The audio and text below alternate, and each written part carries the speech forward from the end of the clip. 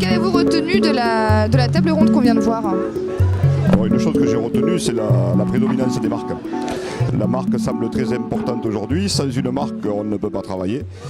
Et pour être fort dans une marque, il faut du volume. Donc il faut se regrouper. Nous, les agriculteurs ou les producteurs de fruits, on s'était dit que notre fruit, dans notre petit milieu, on était les meilleurs. Aujourd'hui, on se trouve confronté à un monde qui est la planète.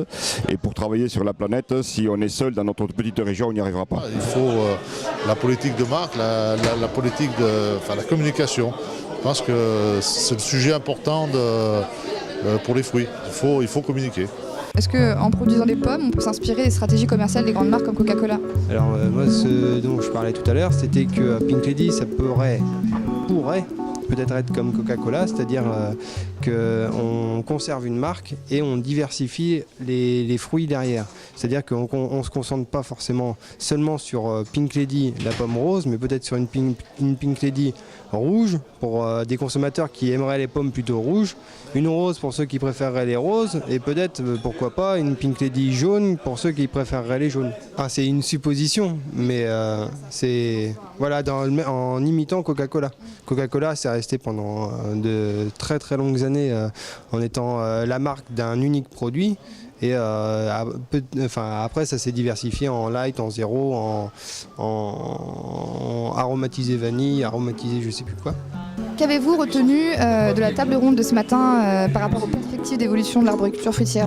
Tous ont été très positifs et en disant que demain encore, il faudrait qu'il y ait des surfaces, disons, arboricoles et fruitières en France et que le consommateur était prêt à consommer des bons fruits et que nous, on pourrait avoir encore un bon revenu pour nos exploitations d'aujourd'hui. Donc, ce qui veut dire que demain, les jeunes vont avoir espoir et peuvent continuer à s'installer dans une profession qui est la production de fruits. Parce que le jour qu'on n'a plus de jeunes qui s'installent, je dirais, c'est une diminution de la production. Et là, je crois qu'aujourd'hui encore, on a revu, disons, et le moral est au beau fixe pour demain continuer à produire des fruits en France. Je pense qu'il ne faut pas essayer de faire de l'extra, il faut vendre son produit et pas promettre plus que ce qu'on peut donner aux gens.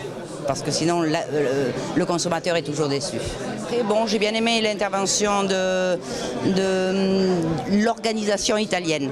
Mais c'est vrai que ce qui m'a le plus choqué dans son intervention, autre chose que leur organisation, c'est les pluriactifs. Le nombre de pluriactifs qui travaillent en Italie. Et alors, est-ce que c'est à cause du prix de la terre? Je pense que c'est ça. Je pense que le foncier doit être très très cher. Donc on a de petites exploitations. Ou est-ce que c'est pas l'avenir de dire être agriculteur à plein temps, c'est pas possible.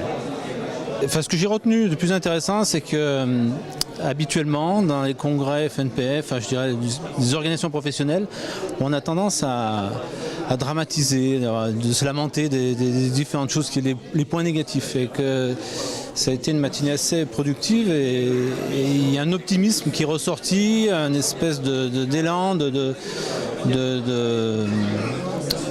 vers un avenir plus serein, quoi, tout simplement. Moi, j'ai trouvé très intéressant. Les intervenants ont pu exposer, notamment au travers des marques, l'importance des marques dans le secteur des fruits, et j'ai trouvé ça passionnant. Des fois, il ne faut pas forcément se battre pour des variétés, mais il faut plus se battre pour des marques, pour faire une promotion d'un produit.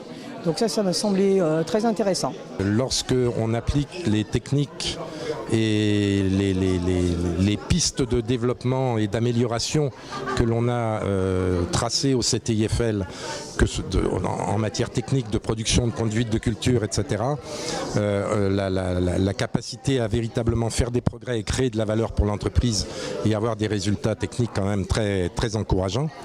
Même si, comme l'a rappelé Luc Granada, on a beau avoir la plus belle technique du monde, si on n'a pas la capacité à mettre en marché et à commercialiser les produits, on n'est pas bon.